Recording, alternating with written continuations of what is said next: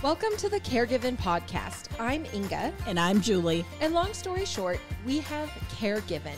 We are two momtrepreneurs who have built an in-home care business from the ground up, guided every step of the way by God's care and fueled by agape love. Almost 14 years later, we felt called to create this podcast as a resource for families with caregiving needs. Whether you care for a family member or are looking for advice on professional caregiving, we want this to be a platform to support you. Each week, we will come to you with encouraging stories of families who have found the right balance for their loved ones, tips for how to care for them and you, and much more. We hope you continue to join us each week as we share in this exciting new journey together.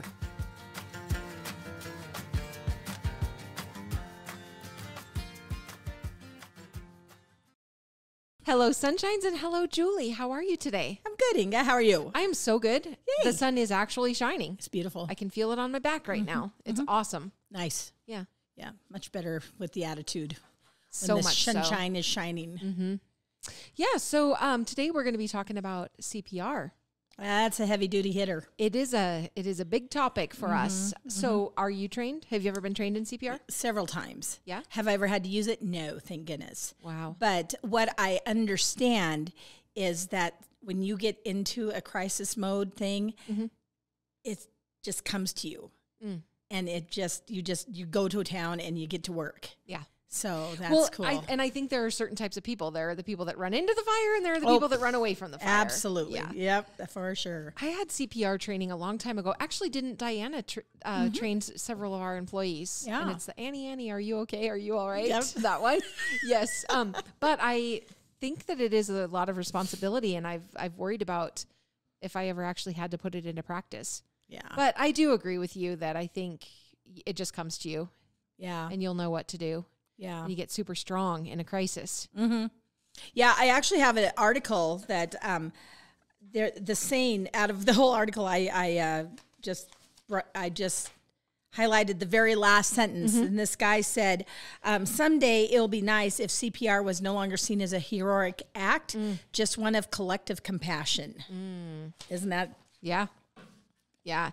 Well, and I know we're going to get into the pros and cons of it because it's not always a positive. No, more and more so I'm seeing that in broken record time, your end of life paperwork is absolutely, you got to have it. Yeah, and in it's really critical. best case, everybody at every age should have it. Right. Because when I was reading about CPR and what it does to our elders, and if you go into a nursing home, yikes. You know, where is your body at? And we're gonna talk all about that. So jumping the gun a bit. All right. Well, let's go to the verse then. Okay. Okay. So we have Job chapter 27, verse 3, and it says, "As long as I have life within me, the breath of God in my nostrils." Yeah, I picked up because we're talking about breath of life. Oh, I thought it was because we were talking about nostrils. Oh. Nostrils. Breath of life into the nostrils, down into the lungs. You betcha. We got this covered. But good one. That one really just There's hit. actually a lot of Bible verses that talk about the breath of life. And the Yes. first one is right there in Genesis when you first start reading about how God breathed life into the world, you know. But this specific one is signifies the breath of a man is his spirit, and this is of God, the Father of spirits. He first breathed in man the breath of life, and he becomes a living soul or spirit. It is he that gives life and breath to every man. So I like it. Yes. Good job. Well, listeners, if you have a verse that you would like to share with us, please email those to thecaregivingpodcast@gmail.com. We would love to. Julie loves to have stuff to pick through. Oh boy, I do. Do you want to read your good news story? I do. It's pretty. It's pretty scary, but it came together really, really well. That actually an Amazon driver from New Jersey, it said he made his sweetest delivery ever. But what had happened, Wilmer, the Amazon delivery driver, saw an old lady on the street. She was alone, and at her age, Wilmer knew something was wrong. I was delivering, and I saw this old lady was walking by. She waved at me, but it wasn't... which wasn't an odd occurrence because everybody waves at all the Amazon drivers. Sure. But she was waving at me like something happened. The old lady is Grandma Gigi. She is 92 years old and has Alzheimer's. She wandered away from her home in Franklin Park suburb, and the Ring doorbell actually captured her walking away from the house. Nobody else had been there. And so he immediately stopped his van to pick her up. thanks to technology, Gigi is wearing her medical alert bracelet. That's how Wilmer learned that she lived nearby. He contacted the number on the bracelet and got a hold of granddaughter Karen.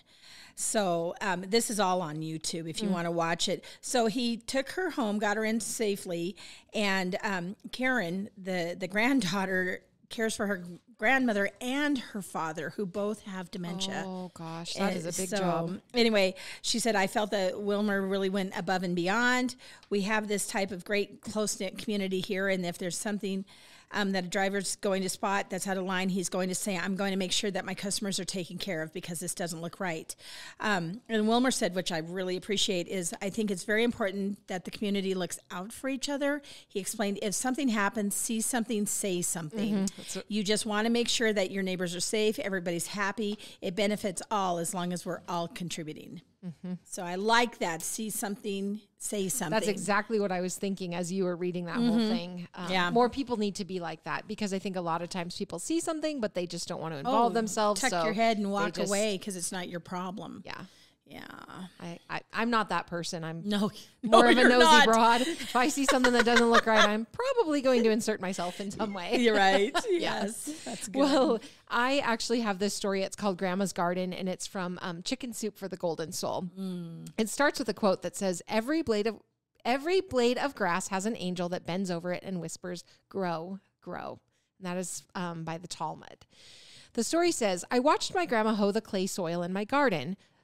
Don't see how you grow anything in this, she mused. Colorado soil can't compare to yours in Iowa, Grandma. I stared at her in awe, capturing the moment in my memory forever. Wisps of her silvery hair sneaked from beneath her headscarf as her thin torso bent down to pull up a fistful of bindweed. This stuff will grow anywhere, she laughed, even in this soil. Although she lived alone on the Iowa farm she and Grandpa had settled a half-century ago, she still maintained a garden that could sustain most of Benton County. Some of my favorite summer childhood days had been spent in her garden, helping her pull up plants that she identified as weeds, or planting vegetables and flowers. She had taught me that gardening wasn't only in cultivating plants, it was about cultivating faith.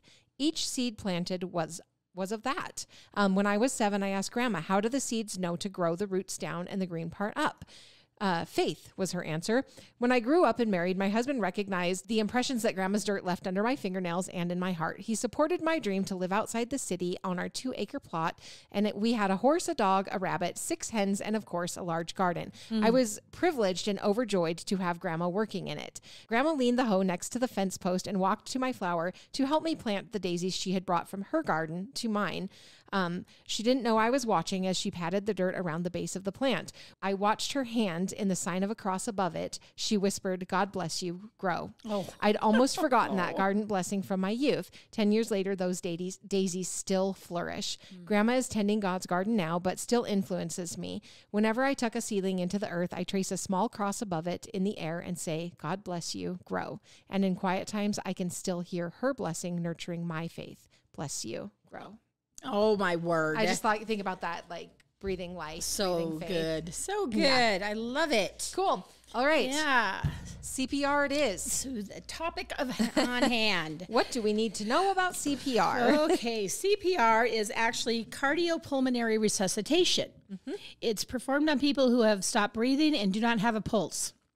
It is vital in life-threatening situations like a drowning or cardiac arrest. The aim of CPR is to compress the chest and heart so that the blood can be pumped to the brain, even if it's not as strong as how the body does it, but get something to the brain. Yeah. Fast action is required. So if CPR is not started within 2 minutes of the heart stopping, brain damage can develop quickly. So... Wow. Yeah. It says that 90% of people who suffer from cardiac arrest die before reaching a hospital. But starting effective CPR within 2 minutes can increase the chance of survival by 200 to 300%. That's crazy. That's why everybody time is of the essence. Needs to have some insight into it. We all need a life coach. Yep. And we all need to know CPR. Yes, we do. Yes. People who resist CPR training often do so because they don't think they have the time. Others are simply put off by the thought of mouth-to-mouth resuscitation. The fact is that nowadays, most CPR classes take only 1 to 3 hours to complete, and that the mouth-to-mouth is no longer considered a standard part of CPR. Yeah. So let's just go through and talk about some facts about CPR. Yeah. So did you know that a heart attack is not the same thing as cardiac arrest? Right. So there's often a misconception between the two conditions, but there is a difference between a heart attack and sudden cardiac arrest. As mentioned, cardiac arrest is a sudden cessation of the heart function that occurs when there's an abnormal electrical activity in the heart, and that interrupts the blood flow to the brain. In contrast, a heart attack occurs when a blocked artery stops the blood from reaching part of the heart muscle, which then may lead to cardiac arrest. Okay. Yeah, and one of the most famous cardiac arrests lately has been that football player from the Buffalo Bills who was hit by an opponent just as his, you know, how the heart pumps like blub, Sure. blub, dub, blub, dub, blub, dub. Is that what it is? It is. And anyway, at a certain time, he just got hit perfectly wrong. Right. And he went down. And what was amazing about that was the whole team and the other team stood around because they did CPR on him for like 10 minutes, but they didn't want everybody to see it. Oh. So it was amazing. The guy is okay. He's young, 23, 24 years old, but he's got, you know, he'll go through his cardiac rehab and stuff. But we'll talk a little bit more about the difference between a heart attack and cardiac arrest. I just think we all lump that together and think it's exactly the same. Yes. So absolutely. Yes. So an out-of-hospital cardiac arrest, there are more than 30,000 of them annually. Oh, this one's in Australia, and 90% of them are fatal. The more commonplace cardiac arrests occur at home. Yeah, I guess that would kind of solidify the importance of knowing what to do in those situations. Yeah, for sure. So some of the early recognition of cardiac arrest signs and symptoms, basically warning signs can appear up to 2 weeks before this even takes place. There are also cases where cardiac arrest signs and symptoms are immediate and drastic, and those things might be like a sudden collapse, no pulse, no breathing, a loss of consciousness. In such situations, immediate CPR is required. Oh, wow. Well, I am glad I get to read this one because... you're going to sing, aren't you? Yeah, I'm going to have to bring it on. The fourth fact is Staying Alive. And it says, are you familiar with the famous Staying Alive song by the Bee Gees? If not, you better start listening to it and follow the beat. That's the best way to remember the CPR interval of giving CPR 100 to 120 compressions per minute. Ready? Staying alive, staying alive. Ooh, ooh, ooh, ooh, staying alive. I wish the listeners could see Alyssa right now. She's completely impressed. That is awesome. I am impressed. That was yes, beautiful. Yes. Beautiful work. I'm not going to quit my day job. You could, though. I think people would pay to see it. See what? It's entertainment. Oh, there you go. Did you know that hands-only CPR can work for adults? And that would be like puberty, age, and older. So if you see or suspect a teen or adult having a cardiac arrest and sudden collapse, hands-only CPR is the recommended form of CPR. It's easy to learn and remember, plus it increases the likelihood of cardiac arrest survival that occurs outside of a medical setting. Hands-only CPR, which would be compression only, is not recommended for infants and children 10 years and below, as there is a risk of rib fractures.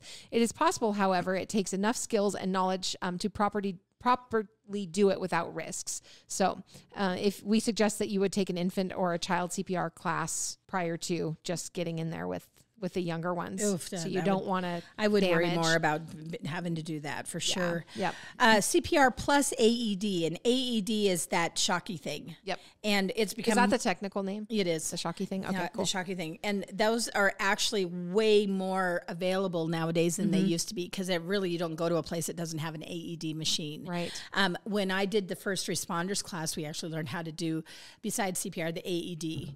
And so the administration of CPR and the shock providing, using the AED is the best way to survive a cardiac arrest. It can drastically reduce the deaths in the out-of-hospital cardiac arrest caused by the ventricular arrhythmias. Ventricular arrhythmias. That's a tough one. Yeah, big words.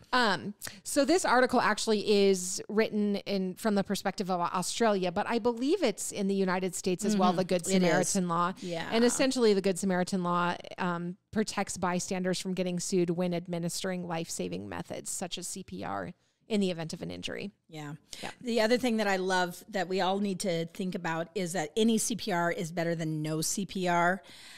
So just any chance that you're going to get that blood to the brain, right, it's going to be a big deal. You're helping sure in any bad situation. Yeah.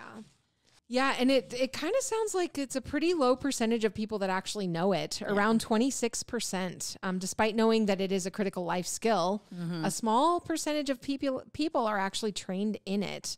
According to a study, most people are unsure of how to properly administer CPR or have simply forgotten their past training. And I think that would be me on the past training. So it is important to stay up on that, keep your certifications current. And over time, as medicine evolves, I guess, there are more different techniques and different things to know about CPR. Yeah. And we're going to talk about that. And also the 10th thing is CPR training, which we're going to cover pretty in-depthly about how you can get that training. Right. It's pretty painless nowadays to do that. Yeah. Yeah. It also is important to know that there are pros and cons. And I think we maybe mentioned that at the beginning. Not every situation necessarily is going to be appropriate for CPR. So it's something to consider. Yeah. With COVID, all of that, the germs and all of that, basically the process of CPR really became under fire with the mouth-to-mouth resuscitation. So like you were saying, as technologically advancing all of the things we do, mouth-to-mouth has been considered not the best way anymore. Right. So there's different processes for adults, children, and infants. While they are all similar, there's just a few little tweaks there. Sure. So on the list of pros, the first one is that it saves lives. In cases of drowning, choking, heart attack, and other instances where the person's blood supply to the brain is interrupted because of the inability to breathe, or when the heart stops pumping, every second counts, and CPR can afford a person those seconds to keep permanent brain damage from setting in. Yeah. So did you know that it takes 125 pounds of pressure to perform CPR? Oh, jeez. And so, of course, when you're using that amount of pressure, you can have the potential to crack or break ribs. You got to consider the alternative, though. Yeah. But again, I think a lot of times it's going to be a situational situation, right? Yeah. Depending on the setting or the person's condition. Anyway, lung contusions can also be a con. The force of CPR can cause bruising to the interior of the lungs, and lung contusions will often resolve on their own with some supportive care like extra oxygen, but in some instances, they can actually be deadly. Lung contusions can be severe enough to require a mechanical breathing apparatus to help the injured person breathe and intensive care treatment to heal. So also, you mentioned it earlier, mouth to mouth can spread disease. So that might be a con. And then there's also it can fail. So CPR is often thought of as a fail-safe way to revive someone. But in reality, if someone is not trained in the proper technique, things can go wrong and it might not actually save them. Chest compressions, they do need to be done right. Basically, the chest needs to be compressed 1.5 inches to 2 inches with each compression. It can be difficult. Anyway, so yeah, how do you think of all these things as you're in the moment? How do I make sure I'm getting 1.5 inches, 2 inches, not 3 inches, not one, you know? The one thing is I do know that when I took training, and I can't remember at what time that I took training because I've done it more than once, but they did give you a mouth guard. Oh yes, I've seen those. Put it on their lips, and it's got the thing, and then there's a little tubey thing. And the problem with that is then that's one additional thing you had to remember was to cup it down, right? So there wasn't any leakage, right, around there. So well, and who has time to do that? Well, grab that. Is it in the jockey box? Is it your purse? I mean, Put it on your keychain. CPR can and does save lives every day. To avoid the pitfalls, all it really takes is to have the proper training. Properly trained and certified people can help to keep the cons at bay while improving the survival rate of people that may not survive without it. The mouth-to-mouth part of CPR can be dangerous to both parties when it comes to passing around disease, but there are those mouth dams, like you're saying, that can help ensure safety. And it would be, of course, dependent on the people that are certified to carry that with them at all times. And then CPR has been around for a long time. It will likely remain an important part of first aid training because it is effective and can be taught to anyone. Right. Right. So we said we just briefly talk about cardiac arrest. And basically that is an electrical problem, makes your heart stop pumping blood to your body. So without that blood flow, you become unconscious and don't have a pulse. And it can be fatal in minutes. That's why you need to start 911 or call 911 and start CPR right away. Chances of survival are better with immediate help. So we could go into all of that, but there is, once again, that difference between cardiac arrest and heart attack. And so the heart attack is the clogged artery that disrupts the blood flow. A heart attack is a common cause of cardiac arrest. So there's two different things going on here. And so they're not the same. And basically, like you said, fainting can mean you're going into cardiac arrest. Racing heartbeat, dizziness, lightheadedness. You can have that chest pain. The one thing that I've always heard about a heart attack, or maybe it's that cardiac arrest, is that the chest pain. And where does it go? You know, down your arm. Very often what people do is they ignore it. Didn't we have a caregiver one time that said she had had a heart attack and she ignored it for several hours because they were out on the lake and it was hurting, but they were jet skiing and all of that. And when they finally, she's like, I think I do need to go in and get checked because it's getting worse and worse. They get her into the hospital, and the hospital's like, we don't even know why you're still alive. So she was lucky it wasn't her time yet. And then also Patsy actually had a heart attack in the hospital when she was visiting a friend. And she had a poinsettia in her lap, and she was in the wheelchair, and she was just madder than hell because basically she wanted to get the poinsettia to her friend, but what an inconvenience that heart attack was. Yes, that is Patsy, nailed it. But anyway, she was they were able to get her going right away because she was just going down. But she had that damn poinsettia. Location is everything, isn't it? They were like, that was the best place ever you could have been at that time. And my mom kind of freaked out because I think they had been doing errands or they were out on a drive or somewhere that if it hadn't happened right then, Mother would have had a completely different story. You know, what happened if Grandma would have crashed while they were driving and Mother was, you know, trying to drive down the road. Amazing. Patsy's one lucky lady. She is. Well, and I think I've mentioned it before, but Kevin's Granny, drove herself to the doctor mid-heart attack. Oh my gosh. We've got some unreal gals in our family line, don't we? Well, and I was thinking just in general, we don't make people as tough as they used to be. Right? Nowadays, you stub your toe and it's like, oh, I got to go to the ER and get it checked on. I just bumped my knee and thought I was going to pass out. So you might have had to do CPR for that. Well, it wasn't as bad as the other story I was telling you. But I really thought I was going down. Oh my gosh. So did you know there's actually levels to CPR classes? Basically like the adult CPR, pediatric.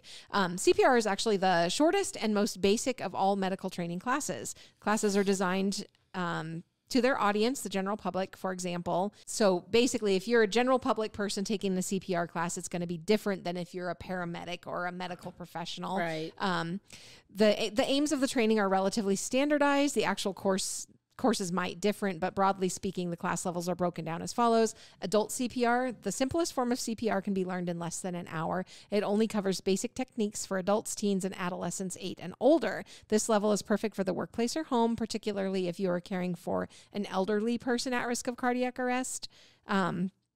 If you have access to that AED, which is an automated external defibrillator at work or home, training for that can be added to courses. Yep. And then pediatric. So if you care for children under 8, this would be a CPR class for you. Resuscitation techniques are far different than what you would use on adults. May include like proper airway clearance, chest compression ratio for infants, toddlers, and young children. So this might be for somebody that's like a coach or a volunteer at schools, playgrounds, daycares. You might need to learn about the tiny people. And I think actually with different businesses like daycare, you now do have to have that certification. I would think so. Yeah. So the basic life support for healthcare providers, BLS is what they call it. They basically it's the next step up from the general public, because then there's also the ALS, which is the advanced life-saving, but that's when you're getting higher up into your more medical people. But the BLS is required for all the emergency medical personnel. It covers AED, ventilation devices, barriers to performing rescue breathing, and two-person CPR techniques. If you're planning on entering the medical field, this level of training is a must. Yeah, so finding classes, Google it online. The one thing that I have read about quite often is you can really easily get a certificate off of the internet, but it's not quite as effective as if you're taking the class where you have your hands-on learning, because that's how I learn best. And then like you were talking earlier, Annie, are you okay, Annie? You know, that's when you have the dummies, and they have the peds one, and they also have the adult ones. And that's really, really helpful. Who decided that they were going to be called dummies? I think that's really is that another topic for another day? Another podcast. We'll have to look up. And why did they name her Annie? Good question. Could be Fred. Was it Annie when you learned? Yeah, because it was Annie when I learned. Yeah, even way back when, Inga. I'm so surprised. That's funny. Basically, when you are going to take the class, make sure there's a test. How much of the class is online? Because we were talking about that. Make sure your instructors are certified, and you know what tools are they going to use to train you. What are you going to do if someone needs CPR? We're going to run through that real quick. Ideally, everyone would be trained for CPR. If you're not, you may be afraid to try to help someone in an emergency. Still, it's always better to do what you can than do nothing at all, if that means potentially saving a person's lives. So if you are trained, check to see if the person has a pulse and is breathing. If there's no pulse or breathing within 10 seconds, use a CPR compression rate of 100 to 120 per minute. And that's where you sing Staying Alive to yourself? Yes, in cycles of 30 compressions followed by 2 rescue breaths. Repeat the sequence until the person starts breathing. If you're untrained or trained but not too confident, that is when hands-only CPR involves uninterrupted chest compressions of the 100 to 120 per minute. You do not include the rescue breathing with this technique, but you shouldn't stop CPR unless an EMT or other healthcare provider arrives or you're sure a pulse is restored. Gotcha. So that's the difference between trained and untrained. Sure. So if you're nervous about it, you don't know what to do with the rescue breaths, just get in there and do those compressions because that is better than nothing. Yeah. Okay. Yeah. So before you start performing CPR, time is of the essence. Yeah. So there's some steps. Sure. Make sure the environment is safe. Fire, traffic accident, or other dangers could put you at risk for your own life, right? Try to wake the person, tap on the person's shoulder firmly and ask, are you okay, in a loud voice. Move on to the next steps after 5 seconds of trying to wake the patient. So be a little aggressive about it to try to get them awake. And if they don't wake up, then you want to call 911. So anytime a patient won't wake up, you want to call 911 immediately or ask a bystander to call. Even if you're going to perform CPR on the spot, it's important to get the paramedics to the scene as quickly as possible. Because basically, if you don't make that phone call and you start your CPR and nobody knows to come, you might be doing CPR for a long time before anyone else shows up to help relieve you. And they say that like about fires and everything too. You've got to make that 911 call and then go into action. Right. Well, if it is a fire in the building, get out first, but call 911. Okay. And then put the person on their back. So if it's possible that the person may have a spinal injury, turn them carefully without moving their head or neck, but get them on their back because that's how you're going to expose their chest to be able to start those compressions. And then check for breathing. So you want to tilt the patient's head back, open the airway, and determine if they are breathing. If the patient doesn't make a breath after 5 seconds, go ahead and start that CPR. Right. So it says, do you give CPR to someone who is choking? No, you use a different technique called the Heimlich maneuver to help someone who is choking. If a person is unable to breathe, cough, speak, or cry, they cannot move air. So a foreign body is blocking the airway and it needs to be removed by the Heimlich. And basically CPR is only going to begin if the person stopped breathing and lost their pulse. So you've got to get that out first if you can, because otherwise if you're trying to push air in and there's a blockage, it's not going to do anything. Oh yeah. yeah, that's really, really crazy. What we should do is go to what each of the steps does that we just quickly went over. Basically, the reason you're asking the person is if they are okay. And I remember in training, they were like, you just grab their shoulder and you're like, are you okay? Are you okay? Before attempting CPR, it's important to make sure that the person actually needs it. Might be like, no, I'm just taking a nap, dude. Actually, I think I've seen some comedies where somebody went down to give the old mouth to mouth and they wake up and they're disgusted. Yeah. If the person wakes up when you shake them gently and talk to them, don't start CPR, but do get medical help right away, especially if they seem confused or unable to speak. You talked really good about the calling 911. They're going to be needed to be picked up and taken for medical attention as soon as possible.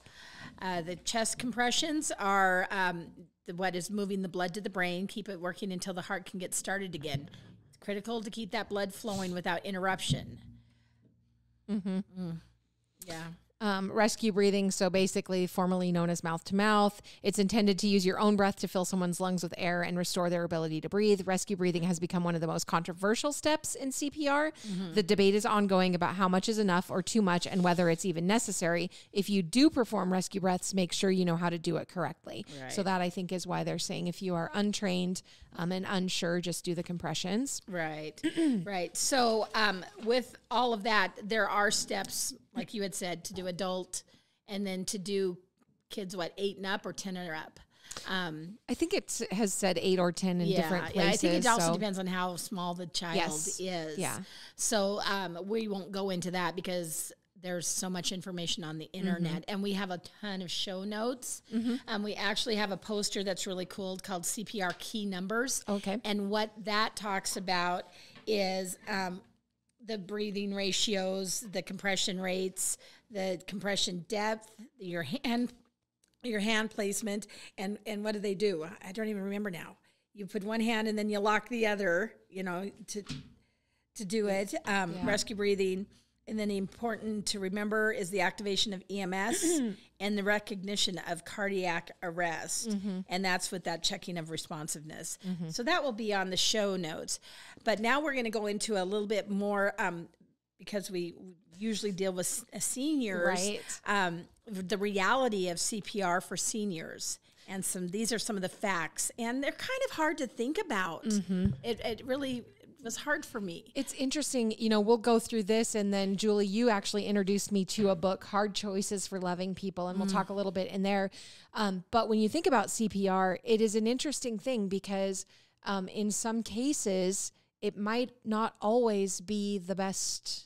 It might not give the best outcome, I guess. Yeah. And so as you're talking about with seniors, so CPR can be brutal, especially for seniors.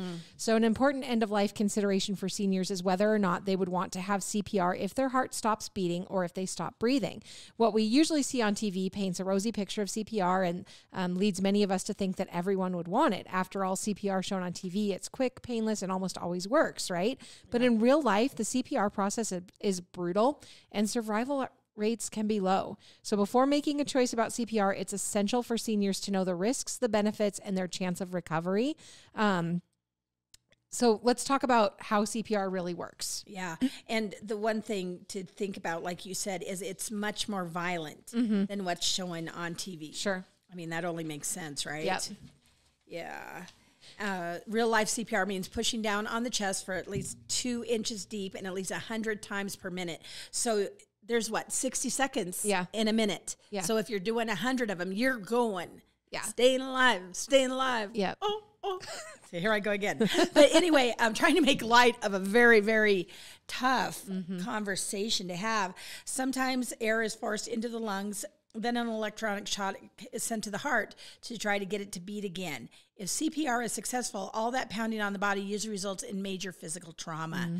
This trauma can often include broken ribs, lung bruising, damage to the airway and internal organs, and internal bleeding.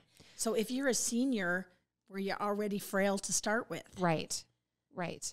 And are you taking away the natural process of death by doing this CPR, and what other things are you creating in place of? Right.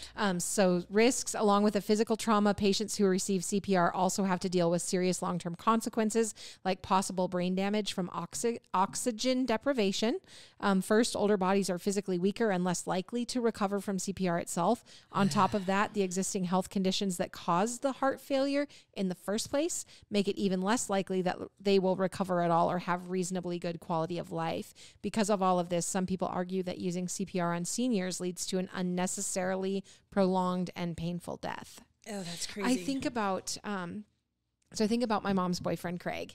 He was a cowboy, and I know I've talked about him before, but we always say he died with his boots on, basically. Right. He was at a birthday party with our family. He went home that night. He went to sleep. He never woke up. And I think about what would have happened if we would have recognized that because I know he was in a heart attack. I mean, when you look back on things, you're like, oh, this dude was clearly having a heart attack during the party, right? Oh my goodness. But how would it have been different for him had he have gone down, had he have received CPR, had he have, would we have prolonged his life in a way that was meaningful and valuable to him? I don't think so. So I think God had a lot of mercy on him, and really just, way to go. He came in a cowboy, he went out a cowboy. And I don't know. I think about that stuff a lot, because there is something to be said for the quality of life. And, if you go into this, you get CPR, then you have brain damage, or you end up, on a ventilator or things like that. Have you really done a service for someone? Right. They say that only 10 to 20% of all people who get CPR will survive and recover enough to leave the hospital. It's lowest among our seniors. For the chronically ill elderly patients, a study has shown that less than 5% have a chance of surviving long enough to leave the hospital. And then another important factor is the quality of life, like you said, that people will have after recovering from CPR. Being well enough to leave the hospital doesn't mean they will have the quality of life they desire. And that's with every age and every ailment. It is, truly it is. Making a meaningful recovery from the cardiac arrest and the damage caused by CPR will be very difficult for seniors with existing health conditions. So what you have to do is analyze the people in your life. Is this person just really normally incredibly healthy, and they just had this sudden thing happen that as they recover, then they're able to get very close to their baseline again and still live and love and enjoy life. Right. Because basically, it doesn't always mean that CPR is a bad choice, right? No. It's not. It is a valid choice for older adults, but just assessing the situation and knowing, it's important that people understand the facts and the realistic outcomes about how CPR might help them or hurt them. So in a study, when older adults over 85 were made aware of their chances of survival, only 6% chose to have CPR. Oh, and that's over 85 years old. Yep, over 85 years old when which makes a lot of sense to me. You've lived a long life by that point, and especially if you already have some type of a terminal type disease, it wouldn't make a lot of sense to, I guess, for me personally, to have CPR to prolong that. So basically, talk to your doctor and really have a big, thorough assessment on yourself. Sure. Yeah. How many people know what they want, and the family knows what they want, but the family has a hard time accepting what the patient wants. So that the paperwork that you're talking about, the DNRs, the post forms, those are super, super important to have in place ahead of time. Oh, yeah. Yeah, we talk about that all the time, and people just kind of poo-poo it because it's not going to happen to them. I am poo-poo. Yeah. I am people. Yes. Oh, yeah, it's tough. There was a gentleman, I have a survival story of a gentleman that a 29-year-old engineering student and former athletic trainer was working out next to this guy that collapsed. Oof. And he sprang into action, calling 911, performing CPR and shocking him with the AED. They were in a gym, so they had all of this stuff, and it was really close to the hospital. This guy said, somehow, despite not practicing, I was able to recall the steps and skills needed to keep the patient alive without conscious thought. if he hadn't done that, this guy likely would not have survived long enough to make it to the hospital. The hospital was just a block away. So just like my grandma, this guy. Yeah, everything was lined up. It was the stars were aligning. So basically, within an hour, they had this gentleman in surgery and had stents going in to fix him. And so, once again, is somebody right next to you that knows a little bit about something there? You know, it's a scary deal. It is for sure. So I mentioned earlier this Hard Choices for Loving People. This is a pretty incredible book that I recommend everybody in the world reads it, just because you never know when you're going to be faced with one of these situations. But you had wanted to talk a little bit about the chapter on CPR. So basically it just says CPR is not indicated in certain situations, such as cases of terminal irreversible illness when death is not unexpected. Right. Resuscitation in these circumstances may represent a positive violation of a person's right to die with dignity. That really hit me. Oh yeah, yeah. So, so in hospitals, nursing homes, and residential care facilities, CPR has become standard practice on all patients who experience heart or breathing failure, except for those with orders restricting it. So that's where it nails it. The bottom line is, like most medical procedures, CPR has the potential burdens that we talked about. But when you start the chain of events that puts CPR into motion, that person can be placed on a breathing machine, even if he or she thought that they didn't want it. For many patients, this risk of having severe brain damage and being kept alive by machines is a very serious burden. And like you had said also, but I think we need to say it again, CPR also severely reduces the possibility of a peaceful death. Oh, my goodness. Yeah. They do say that approximately 17% of all hospital patients who receive CPR will survive to be discharged, although it's hard to know exactly who will survive. We do know that there are 3 categories of patients who most likely will not survive. So patients with the least chance of survival, and that would be usually less than 2%, would be those who have more than 1 or 2 serious medical conditions, those who are dependent on others for their care or who live in a long-term care facility like a nursing home, and those who have a terminal disease. Yeah. Some people say, can we try CPR? And then if it doesn't work, not transport somebody to the emergency room for a more aggressive treatment. And that's just not standard protocol. Right. And for good reasons. The professionals at a care home want as much support as possible if they're trying to revive a resident. That support can come from only a rescue squad and only the advanced medical team at an emergency room that can determine whether all attempts at revival have failed. So, but somebody with a serious ailment, like you were saying, that they were already dealing with something, because of the chains of events put into motion when CPR is begun, a person could be placed on a breathing machine even though he or she did not want it. And I know I've said that before, but I need to bring this home to people. The end-of-life paperwork, and we're talking about your post, your living will. You've got to let people know what your wishes are. Right. Because obviously the biggest thing we want to do, and the reason we have ERs in the first place, is to save people. Right. And it doesn't matter what your age. Right. One of the things when I worked in the ER that touched me so much was these people that I worked with, how hard they worked to help people they didn't even know. It was unbelievable. I hold them in such high regard because I see them doing that. The one positive story that I have of CPR was one of our gentlemen doctors. This young kid had been out floating with his parents. The kid was flown by alert to the hospital, CPR in progress the whole way. They still worked on him, and I don't even remember how much time it was, but it was so long. They saved that little boy. And I think it was, once again, the stars aligning where it wasn't his time. God was not ready for him to go. But they also said even the severity of how cold the water was had put him to a different level. Right. But I'll never forget how that young doctor came out and he goes, he's alive. It was unbelievable. Oh. Yeah, because anybody else might have quit earlier. Yeah. So there's that. And how do you question, know? when do you know? How do you know? Right. But because of this he was a little guy. Right. They just did what they could. Mm-hmm. Wow. Yeah.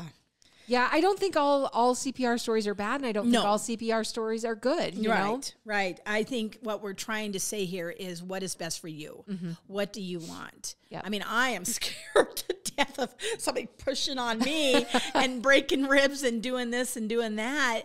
But if I'm still going to have a long life, then do help me. Right. But if I'm been sick for years and years and I have a disease where my bones are going to break anyway, can you imagine the pain? Yeah. So you've got to make it a very intimate discussion and decision, and let your people who are around you know what you want. I think 99% of the time on the post it says, do you want CPR? And people automatically just say yes. Right. Because they haven't thought about the other steps. Right. And that's what this kind of conversation brings is, yes. It's not always uplifting what we talk about. I know. This actually turned out to be really heavy. Yeah. I just think that it's huge that we have that DNR on us and decisions made and family told. Yeah. And it just... I think it is really important that the people around you know what your wishes are so that they can make good decisions when you're not able to. Oh, my goodness. And also keep that thing updated. Yes. Just because you had one when you were 50 doesn't mean at 80 it's the same thing. Yeah, that's true. Yeah. Yeah. So that's CPR. Everybody get you some. Learn you something. Learn you something. Yeah. Oh my gosh. Well, hopefully you have a grandma saying that's a little less heavy that can... Oh my gosh. I had to giggle actually when I found this grandma saying. It said fences should be horse high, bull strong, and a pig tight. Yes, I like all of those things. Yes. Having broken down fences or livestock on the loose was a bad reflection on a farmer. Not only did it indicate he was lazy or incapable of maintaining his farm, but also of looking after his livestock, which is brutal because I'll tell you what, there are times that you can't keep a cow in no matter what. I know, but how many times did you get called that you had a cow out and then you would just like start to drive up to it and it would see it was you and just go back to Oh, hers? my word. I actually had to train all of my neighbors. She knows where to go. Just say, go home. And she would just put up her head, chew her cud, and walk right through that fence. And we would tighten it. I remember because you guys did a lot of fencing. Yes, always. And we finally had to get rid of her because it was just like she was the grass is always greener. Yeah. But in some areas of the old country, if your livestock damaged someone else's property, they could claim it as their own. And they could claim it as their own. Your cow just ate my petunias. It's my cow now. Yeah, it's your cow now. I didn't read that right the first time. So the idea was to keep fences high enough that a horse couldn't jump over it, strong enough that a bull couldn't bust it down, and tight enough pigs couldn't push through it. And so anyway, but the thing is at the time that this was originated, they called them wattle fences because they were not quite as tight as they needed to be. Okay. I will tell you another thing that's very hilarious. I just recently had the opportunity to go to a very fun zoo. And in my camera roll, I actually took pictures of the fences because I was like, how are they going to keep that elephant in there? And then they also had the chute where they did the work on the animal. Okay. And because I'm always thinking about our chutes, our fences, our corrals. And I was like, oh my God, I am such a country girl. You can take the girl to the city, but you can't take the country out of the girl, right? Yes. So I have pictures to show my husband how they had their corral system set up for these the rhinos and the elephants. I was like, that is hilarious. I know. So fences should be horse high, bull strong, and pig tight. Nice. I love it. Yes. Well, if you have not already, please go subscribe. You can do that anywhere you listen to your podcast, like Google Podcasts, Spotify, Apple Music, and join our Apaga Care and Share Facebook group. Yes. And send in your submissions of verses or good news stories or Grandma Sayings at thecaregivenpodcast@gmail.com. Beautiful. Peace out, Girl Scouts. Have a good day.